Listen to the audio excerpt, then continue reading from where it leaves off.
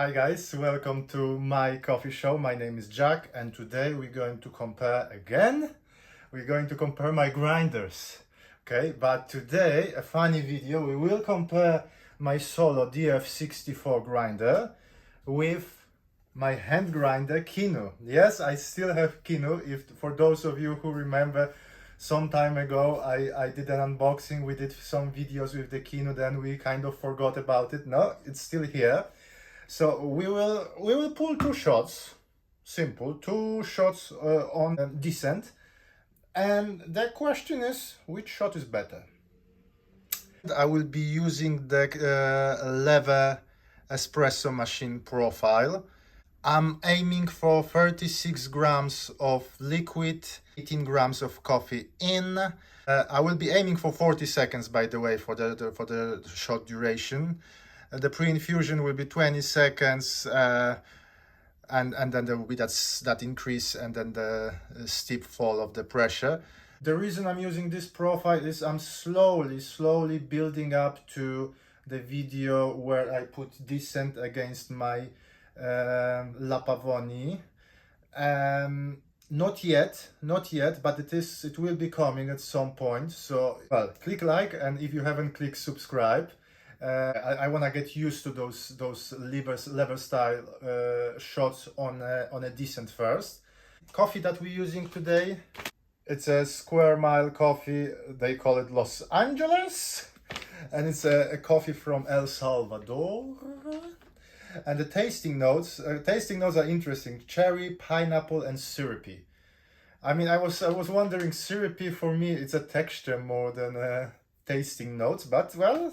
So Kinu, there are different versions of Kinu, but each of them got the same burrs. That's a 47 millimeters conical burrs, kind of a special blackened steel or whatever, special steel. So it's not a mere regular steel, it's a special steel. Lots of people refer to this grinder as a stepless. I think technically it might not be correct because there are steps there, but so tiny you don't really feel it. The grinder itself is 730 grams. This is a Phoenix version, so it's the cheapest the cheapest I could find. In Kinu Phoenix you find more plasticky parts than on other Kinu grinders. Hence the price, which is still a not cheap grinder. I have a mixed feelings about this, but I kind of, when I hold it in my hand, I like it. I mean, I don't know, it fits. I have a small palms, and the shaft fits perfectly into my palms, and it grinds relatively fast. It comes with that nice carrying case, so perfect for holidays. And it can grind for everything, so it's designed to be more for the espresso, but you can grind, and I had decent results with this on a pour over. You can find some, you know what, I will attach I will put some links in the description when I did a pour over on this one. Very decent grinder, apart from that plastic cap that I don't like. With that grinder in that carrying case, you won't find anything else apart from the manual. So for the price you would expect, well, at least a brush. To do the adjustments, you have to undo the top a little bit, and then you rotate the knob, the ring here. And you do multiple rotations. So my advice, if you wanna grind for espresso on this grinder, the good starting point is find the zero. You cannot go below zero, so that's a very good thing about this grinder. Find the zero, and then go one full rotation and one. And you can, from there, you can adjust your settings. Another great thing about this grinder, because of the precision, it's so precise, and the way you regulate is exactly the same for the entire lineup of the Kinus. You can, at least in theory, you can share your recipes. So if you have a friend with the same with the Kinu grinder, you can share the recipe because the adjustments for you will be the same as for him, which you cannot really say about the Solo. With the Solo, obviously this is an electric grinder. Out of the box, it might be a bit difficult. Well, it's not very difficult, but it is a bit difficult to find a good adjustment. So if you think about the zero where the burrs are touching, on my grinder, they are somewhere here, well beyond the scale. So that's why you need to invest in few mods. I put that grind indicator and few other mods. This one will grind at 18 grams in about 14-ish seconds. So no effort from you, and at the end you use the blower to blow up the residue. This is a flat 64, obviously, millimeters Itamil burrs. When you buy electric grinder, you pay for the motor. That's the big part of the price. So for this one, in UK at least, I pay £400. This one slightly below £200. So this one is twice as expensive. Will it be twice as good? Well, who knows? There is that one difference that, well, it's obvious, but something you need to consider is a noise. So this one, I mean, it's basically just you doing when grinding. This one, it can be noisy. You will definitely hear it in the next room. So in the morning, this might be your solution. Enough me talking. Let's pull some shots. One thing I've noticed, I'm getting some clumps. Again, maybe my declamper needs some TLC.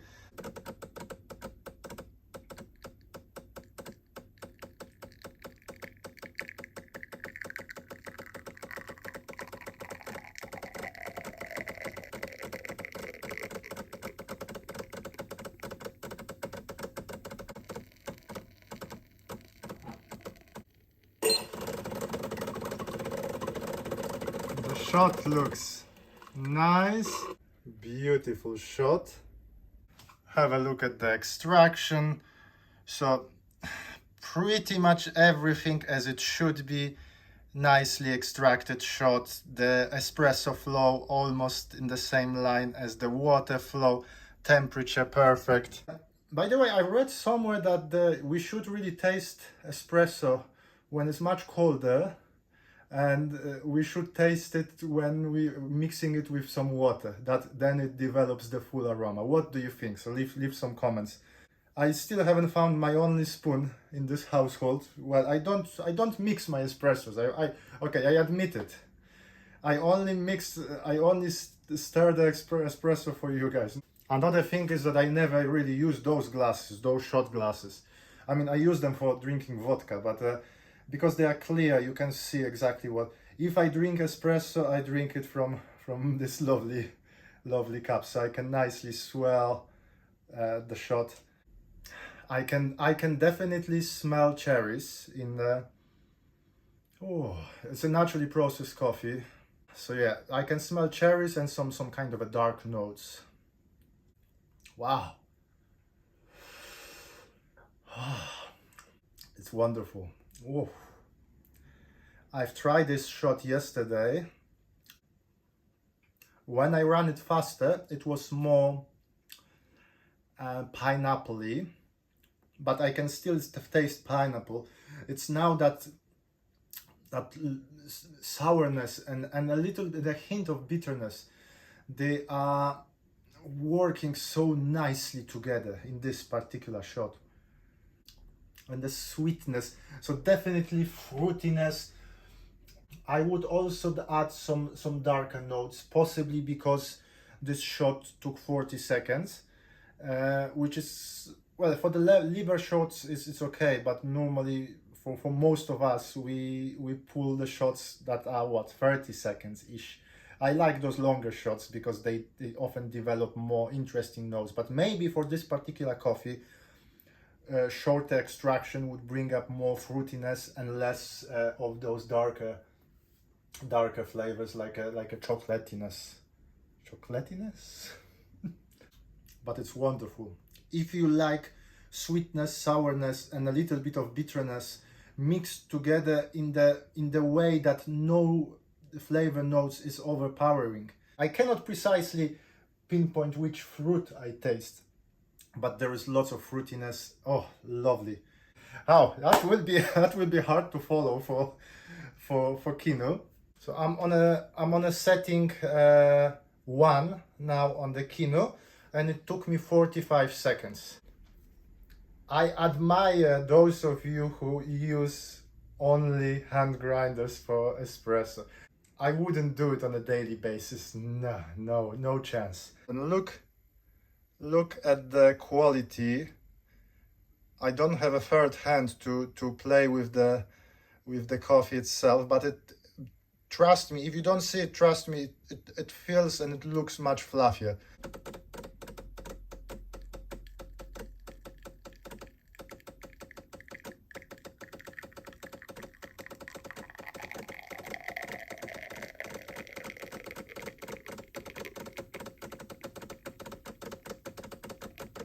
Well, it looks like pretty much exactly the same as the previous one. It took precisely 40 seconds, so exactly the same. So I hit again. The extraction to my eye again looks exactly the same. There was some issue here and there with the pressure. If I remember correctly, that brown line it's even more aligned with the water flow than before, but pretty much exactly the same shot. Well, the difference in the fragrance, the sweetness of the cherries is gone from the flavor, from the aroma. Now I can smell more like a kind of almondy fragrance. I can taste more pineapple. The shot is less bitter. There is also less sweetness there. So the sourness is more pronounced. And I think, even though DF64 is not known for the body of the shot, the shots are usually thinner, this one tastes slightly thinner. Slightly thinner. Wow, that's a tough one today. Okay, I tell you something controversial. For me today, Kinu tastes more like a DF64 than DF64. So for me today, the difference between a Kinu shot and a DF64 shot is like used to be between between DF64 and niche. So today DF64 went more towards the niche flavors, which is better body but slightly less clear flavor notes. This one, it's the flavor notes are sharp like a knife. Okay, that sourness, oh yeah, pineappleness, but kind of a thinner body. Very interesting. That's and the shots, the time wise, the way I prepare the shots, everything was exactly the same, and this machine can pull pretty much identical shots, so we can safely compare them and say and spot the differences. Any differences will be due to the grinder rather than anything else. Verdict? I cannot say today. I cannot say. Sorry, guys. There isn't any clear winner. There are two great shots. I mean, that first shot from DF64 was like, oh. But then I got the one from Kinu, and I'm getting a few things that I didn't get in the DF64. So let's say for today is a draw, but that doesn't mean the shots are the same. They are on the kind of different parts of the spectrum of my perfect espresso shot, but they both in that zone of the perfection for me. It's just a different approach to the perfection. So I love both of them. Which one to choose? Well, that depends on your budget. I cannot imagine myself grinding, I don't know, 6 shots a day on a hand grinder. That's too much chore for me. But if you look for something quiet, that the Kinu might be something for you. If you are looking for the grinder for manual espresso machine, like Flair 58, you possibly would be looking for a manual hand grinder. Yes, you have my recommendation for Kinu. Kinu is really, especially if you like that uber clarity in the shot, and if you don't mind sourness, that it's on a slightly higher level than with other grinders. So like I compared Kinu with K-Max. A K-Max slightly sweeter, Kinu the notes are sharper and the sourness is increased in the flavor. But I like that style. I also like sweetness, by the way, but I like sourness and I like interesting coffees. DF64, well, definitely hasn't disappointed me today. It's one of the best shots I had on this grinder, with especially with this coffee, definitely. So it hit the spot today. Next time, maybe I will change the burst for the SSP multi-purpose, and we will see how this changes the flavor profile. Click like, subscribe.